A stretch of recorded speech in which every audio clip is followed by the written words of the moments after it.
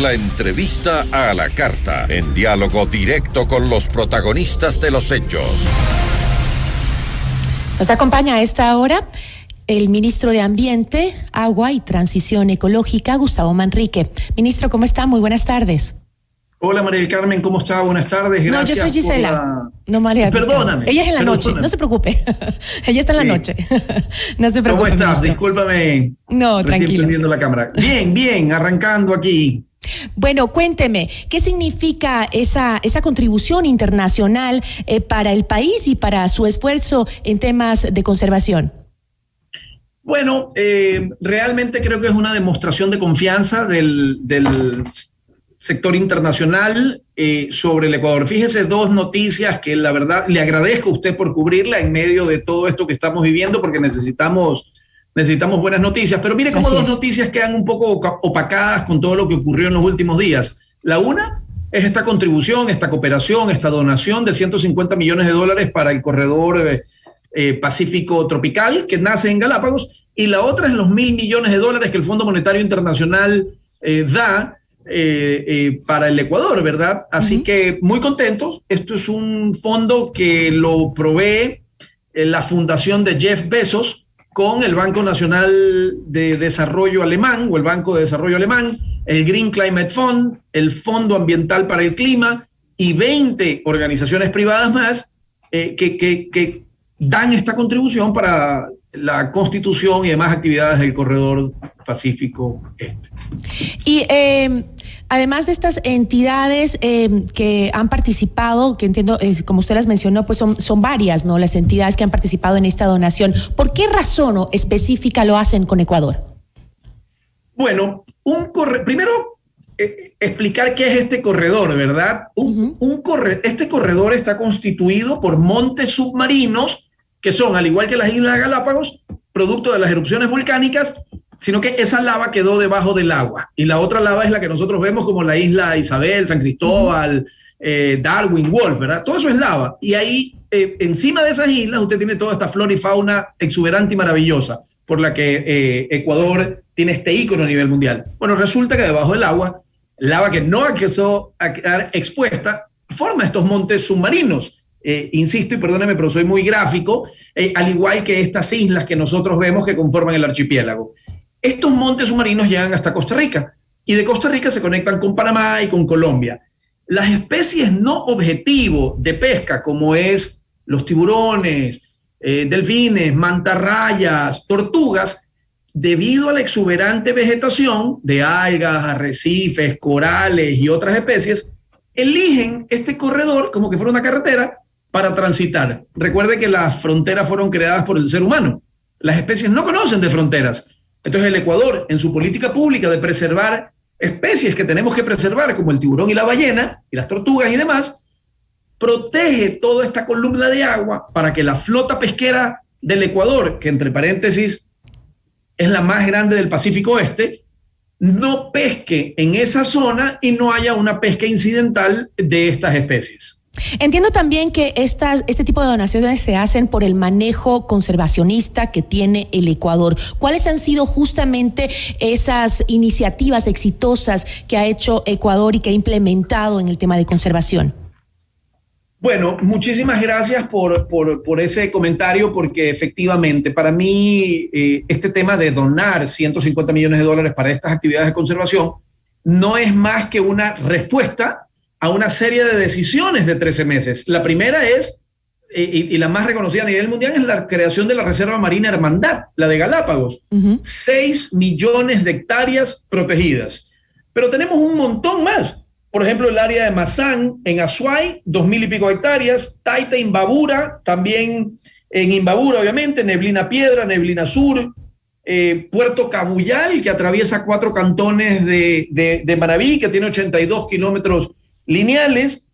Ampliamos 300% el refugio de vida silvestre en El Morro, y así una serie de áreas protegidas nuevas que creamos en estos 13 meses. Y debido a eso, la comunidad internacional responde con contribuciones. Por eso es que yo el 24 de mayo yo le decía en diferentes entrevistas a los medios que la conservación es un mecanismo generador de empleo y que Ecuador tiene las credenciales y le va a demostrar al mundo que la biodiversidad es la nueva moneda que tiene y que convertiremos a Ecuador en la Suiza del mundo. Es decir, en donde nos lleguen recursos como lo que ha ocurrido esta semana, porque los países desarrollados nos dan para preservar. Porque usted no puede crear áreas protegidas por crearlas. Tenemos que tener los recursos para los guardaparques, si es que son áreas marinas, para los botes, para los aviones, para los radares, para la investigación, para la educación. Y tener además una estrategia justamente de control de estas zonas, ¿no? Porque no solo, como usted dice, es el hecho de nombrarlas como zonas protegidas, sino cuál es la estrategia que se va a utilizar para, uno, usar esos recursos y dos, cómo manejar esa protección en el área.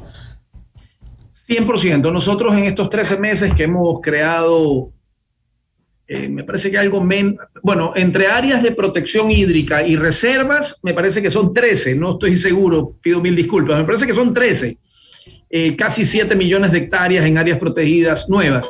No hemos creado ninguna sin la sostenibilidad financiera, porque crear o firmar un papel es muy sencillo. El tema es crearlo y tener toda la estructura que usted necesita detrás. Hay una frase en administración que a mí me gusta mucho que dice: la estructura sigue la estrategia. ¿A qué me refiero con esto? Es, si la estrategia es crear áreas de protección, la estructura detrás de guardaparques, aviones, satélites, radares, GPS y demás controles tiene que venir acompañado, porque si no es un saludo a la bandera. Así que absolutamente todas las áreas vienen, por ejemplo, la de refugio de vida silvestre El Morro, que son 300% más de área protegida. Y otra cosa, que la pidió la propia comunidad de pesqueros, que la pidió la propia comunidad de artesanos en El Morro, que viven del avistamiento de delfines, albatros y demás. Ellos dicen, gobierno, ministro, proteja más, que así vienen más turistas y al restaurante le va mejor, a las artesanías le va mejor, el hostal renta más habitaciones. Por eso es que la conservación no se trata solo de salvar el planeta y de salvar al delfín, al albatros, a la tortuga, a la ballena, sino que se trata como una política pública que genera empleo, que es la mayor preocupación del ecuatoriano. Y además de esta donación que entiendo se le hizo en el marco de la conferencia, o el anuncio se lo hizo en el marco de la conferencia de los océanos en Lisboa, ¿qué otros logros se alcanzó dentro de esta conferencia para Ecuador? Bueno, Ecuador participó en algunos temas, ¿no? Le recuerdo también que en plásticos, por ejemplo, Ecuador el año pasado fue a Ginebra, hizo una convocatoria de la cumbre ministerial del mundo de ministros de medio ambiente y fue y les dijo: señores, Ecuador tiene ley de economía circular, Ecuador tiene ley de prohibición de plásticos y regulación de un solo uso, Ecuador tiene REP, que es la responsabilidad extendida del productor, donde al que pone productos en la calle lo obligas a reciclar. Ecuador tiene la ley de impuestos redimibles de plásticos de botellas PET. A pesar de todo eso, el 83% de los plásticos que nos llegan a Galápagos son de otro continente. Repito, a pesar de toda la normativa que acabo de recitar, el 83% de los plásticos que recogemos en las costas de Galápagos son de otros continentes.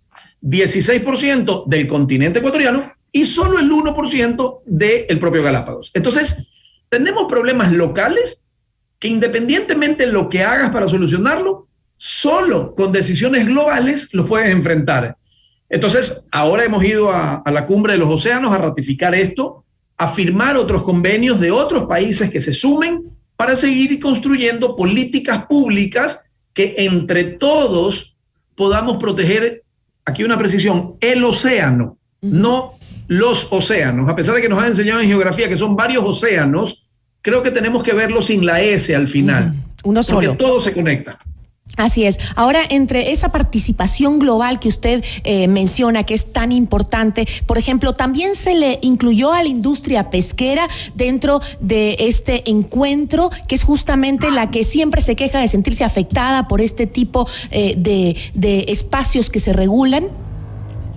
100%. Cuando el presidente Lasso hizo el anuncio el 1 de noviembre en Escocia de que crearía una reserva marina Hermandad y que luego de 74 días firmó el decreto, me parece que fue el 14 de enero, yo no sé qué es lo que más sorprendió al mundo, si la decisión de crear la reserva o la capacidad de haberla hecho en diálogo.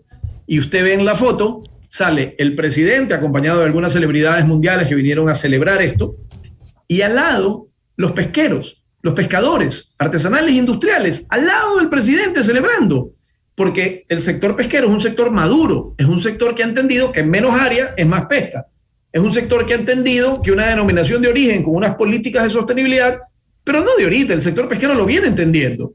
Pero todo esto, lo que llama la atención es que, de nuevo, somos la flota pesquera más grande del Pacífico Este. Y a pesar de eso, de que traen 2.500 millones de dólares en ventas al exterior o en general, producto de la pesca, dicen, estoy de acuerdo en que renunciemos a un área de pesca que tiene unas características biológicas muy ricas que hay que conservarlo. Por eso es que usted ve al presidente firmándolo acompañado de ellos. Ahora tengo que cerrar, me encanta este tema y es importantísimo siempre conversarlo, porque ese es el futuro, ¿no? Hacia allá tenemos que caminar, hacia la conservación. Pero me gustaría simplemente una pregunta cortita. ¿Qué calificación le daría usted, ministro, al Ecuador justamente en los avances o esfuerzos que se está haciendo por el conservacionismo? Mire, yo soy un optimista patológico. Yo veo el vaso medio lleno. Siempre veo oportunidades y Ecuador está siendo pionero. Estamos aprobados, no le voy a poner la calificación, pero sin duda es más de 7, usted sabe que arriba de 7 siempre pasa de grado. Estamos bien y cada día vamos a estar mejor. Qué bueno. Ministro, le felicito y esperemos que nos traiga noticias de ese estilo más seguido, que nos hace mucha falta. Encantado, estoy a las órdenes siempre que me inviten. Un abrazo. Una buena tarde. Gustavo Manrique, ministro de Ambiente, Agua y Transición Ecológica.